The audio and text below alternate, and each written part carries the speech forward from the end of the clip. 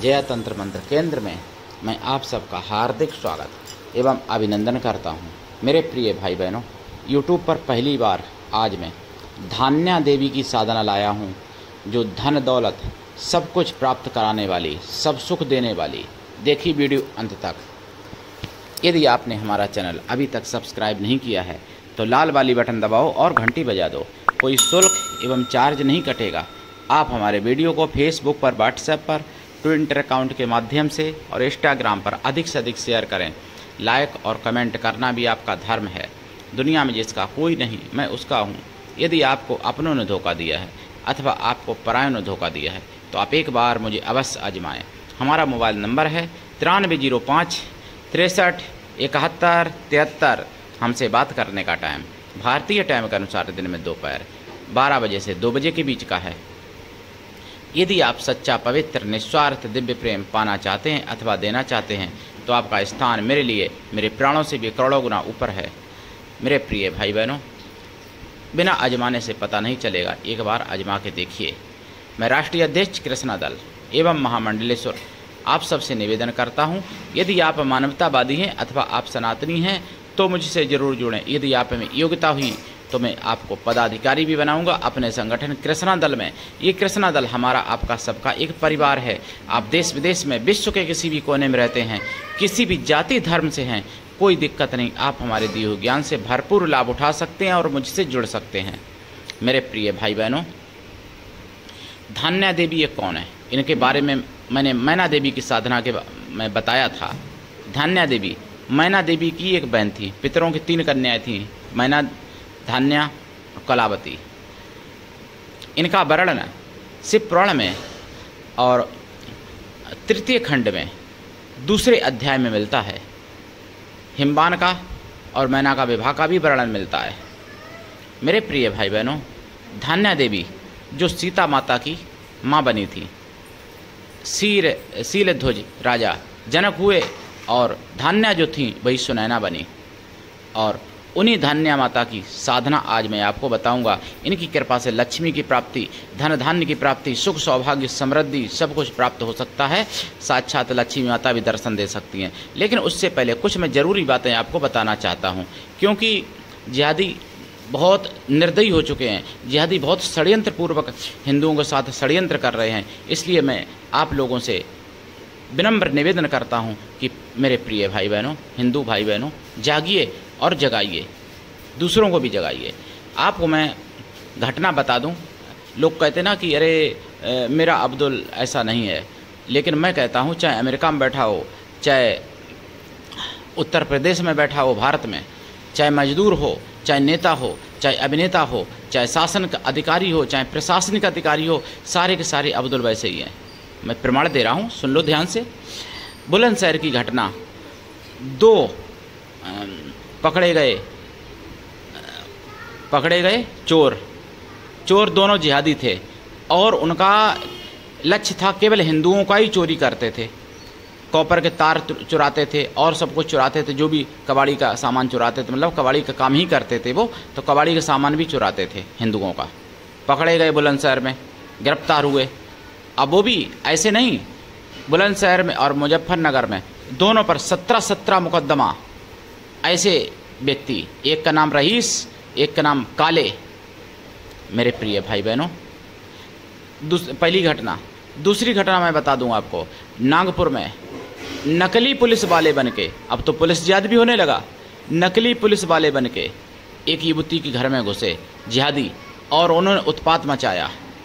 ये मैंने सुना है 28 और 29 जुलाई 2024 सुदर्शन चैनल पर।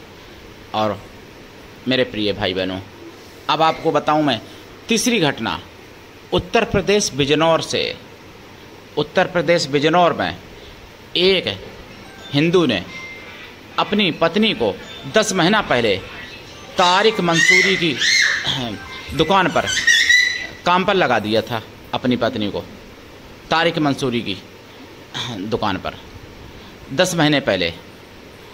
तो उस तारिक मंसूरी ने पहले तो उस पत्नी का विश्वास जीता, उसके बाद में पति पत्नी में झगड़ा करवाए, उसके बाद में पति से तलाक करवाई, उसके बाद में उसको किराए पर मकान दिलवा दिया, उसके बाद में मकान क्या दिलवा दिया, पहले ले गया नजीराबाद, ज़बरदस्ती वहाँ निकाह कर लिया, निकाह करने के बाद किराए पर मकान दिलवा दिया। उसके बाद में दिल्ली में अपोलो और ऋषिकेश में निजी हॉस्पिटल में ले गया उसकी किडनी बेचवाने के लिए 50 लाख की। जब उसने किडनी बेचना मना कर दिया, जब किडनी बेचना मना कर दिया तो मंसूर तारिक मंसूरी ने और उसकी पत्नी नसरीन ने और कई जिहादियों ने उसको बहुत बुरी तरीके से पीटा, और पीटने के बाद उसके मुंह में जहर डाल दिया और मारने की कोशिश की, फेंक दिया। उसके बाद बेहोशी हालत में वो बिजनौर सरकारी हॉस्पिटल में पहुंची और उसके बाद में पिता को बुला के यानी FIR की। अब प्रिय भाई बहनों बताइए, अपने पति से पहली बात तो उन पति की मैं क्या बताएं निकम्मापन, जो कि औरत को जिहादी की दुकान पे लगा दिया। तो अरे मूर्ख सुअर हिंदू को, तुमको पता नहीं है कि पत्नियों को कैसे रखा जाता है, माँ बहन बेटियों को, अपनी पत्नियों को, अपनी घर की महिलाओं को कैसे रखा जाता है, इतना भी नहीं पता है मूर्खों, जो कि पत्नियों को वहाँ जिहादियों को परोस दिया सीधा सीधा। ये तो परोसना हुआ, काम पे लगाना नहीं, परोसना हुआ जिहादी को। और उसके बाद में उस स्त्री की भी मैं कह रहा हूँ, जो महिला है उसकी भी हिये की भी फूट गई थी, जो कि जब तुम्हारा पति अच्छा था तो तुम जिहादी की दुकान पे उसके चक्कर में क्यों आ गई। भाई पहली बात तो काम पर लगने ही नहीं चाहिए था, अगर काम पर लगी तो अपने पति के ही लिए समर्पित रहती, पति को ही सब कुछ मानती। तो फिर वहाँ तो फिर ऐसे ही है, पहले सोचा होगा अरे मेरा अब्दुल बहुत अच्छा है, जब मरने लगी तब मज़ा आ गया होगा, तब फिर समझ में आया होगा अब्दुल कैसा है, तो पहले ही समझ लिया करो ना। अब मैं आपको बताऊं उत्तर प्रदेश बलरामपुर की घटना। बलरामपुर में एक बरेली का जिहादी 4 हिंदू नाबालिग लड़कियों को लेके फरार हो गया था। एक ले गया 4 लोगों को, 4 लड़कियों को। हिंदू के साथ एक के साथ नहीं रह पाती हैं 2, यानी एक हिंदू के साथ 2 लड़कियां नहीं रहने को तैयार होती हैं, या 2 पत्नियां रहने को नहीं तैयार होती हैं। अगर उनको शक भी हो जाए कि मेरा पति या मेरा फ्रेंड किसी से बात करता है तो समझ लो फिर उस पर ना जाने क्या क्या हो जाता है और ब्रेकअप तो हो ही जाता है। लेकिन वहाँ मतलब मैं क्या बताऊँ, 4 चली गई एक के साथ में। फिर हालांकि पुलिस को धन्यवाद, जो कि 24 घंटे के अंदर उन 4 को पकड़ लिया। अब मैं उनको बहन तो नहीं कह सकता क्योंकि नाबालिग जरूर थी, लेकिन क्या 1-2 महीने की थोड़ी थी भाई। 17 साल अगर कोई 11 महीना का भी है तो भी नाबालिग ही माना जाएगा। लेकिन उसमें अब मैं क्या बताऊं, अब आप लोग समझदार हो, खुद ही समझ लो।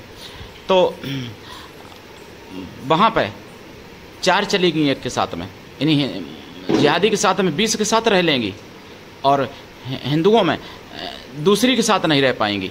ये मूर्खता देखिए इनके।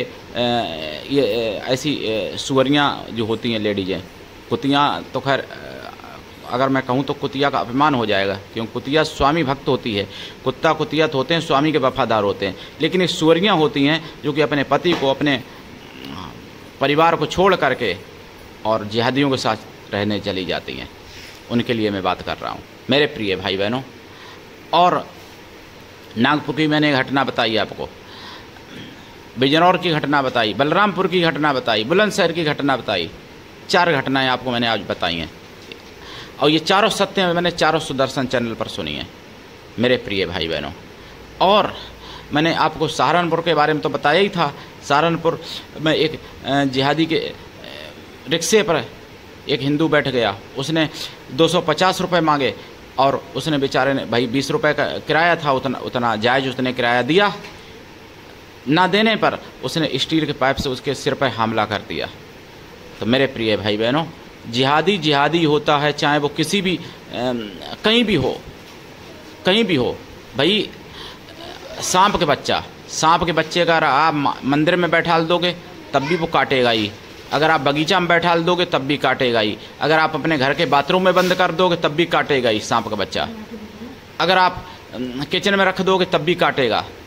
तो मूर्खो हिंदुओं, सुअर हिंदुओं, चेत जाओ, जाग जाओ, नहीं तो ऐसे ही मिटते रहोगे और तुम्हारी माँ बहन बेटियों को, पत्नियों को मुसलमान ले जाएगा। हिंदू की नज़र ना पड़ जाए, हिंदू से बात नहीं करने देंगे, लेकिन मुसलमानों के तलबे चाट लेंगे। वहाँ वो सुअरियाँ भी वहाँ भाईजान का, अब्दुल का मलमूत्र थूक सब खा लेंगी, सब पी लेंगी। वो लोग शोषण करते हैं। और मैं, जो मेरी माताएं बहनें अगर इस चैनल को देखें क्षमा करना, लेकिन मैं क्लियर बताना चाहता हूँ, यौन शोषण तो करते ही हैं, अप्राकृतिक दुष्कर्म भी करते हैं, और वो इतने जिहादी सुअर होते हैं कि मुख के द्वारा भी करते हैं दुष्कर्म, ऐसे समझ लो आप। इसलिए उन जिहादियों से बचो।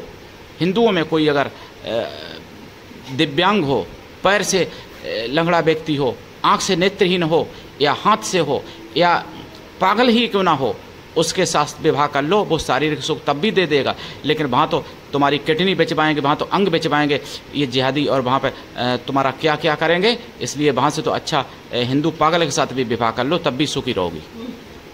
ये पागल तब भी अच्छा है, अंग तो नहीं बेचवाएगा। अगर कमा के ही खिलाना है तो फिर पागल को खिला लो, जिहादी को क्यों खिलाओगी। मेरे प्रिय भाई बहनों, ये यथार्थ सत्य है जो मैंने बोला है। अब आपको मैं धान्या देवी की साधना बताऊंगा। धान्या देवी की साधना अद्भुत है, और इनकी कृपा से सीताराम की भी कृपा हो जाती है धान्या देवी की साधना से। और धान्या देवी की साधना से पितरदोष भी समाप्त हो जाता है। अगर किसी की कुंडली में पितरदोष है तो पितरदोष समाप्त हो जाता है, क्योंकि ये पितर कन्या है धान्या देवी। शिव पुराण में वर्णन मिलता है। धान्या देवी की साधना दिन में या रात में कभी भी करें। साधना जो करेंगे उससे पहले आप शुद्ध शाकाहारी हो जाएं लाइफ टाइम के लिए। साधना काल में ब्रह्मचर्य व्रत, एक टाइम भोजन, भूमि शयन परम आवश्यक है। साधना काल में खोया की मिठाई का प्रसाद रखें, पंचमेवा का प्रसाद रखें। प्रसाद साधना के बाद खुद खाएं और परिवार में भी बांट सकते हैं। साधना काल में जो जल का लोटा रखेंगे भर के, वो लोटा किसी पीपल पर डाल दें या किसी भी वृक्ष पर डाल दें साधना के बाद। ऐसा नित्य करें जब तक साधना करें। और मेरे प्रिय भाई बहनों, दीक्षा ऐसे गुरु से लें जो गुरु शिष्य को, मतलब शिष्य से कुछ भी ना ले, लेकिन शिष्य भी ऐसा होना चाहिए गुरु को सब कुछ दे, गुरु पर पूर्ण विश्वास करे, गुरु के लिए समर्पित रहे। और गुरु ऐसा होना चाहिए जिससे अपने मन की सारी बात कह सको, अपना सुख दुख भला बुरा पाप पुण्य सब कुछ अपने गुरु को बता सको। ऐसा गुरु होना चाहिए।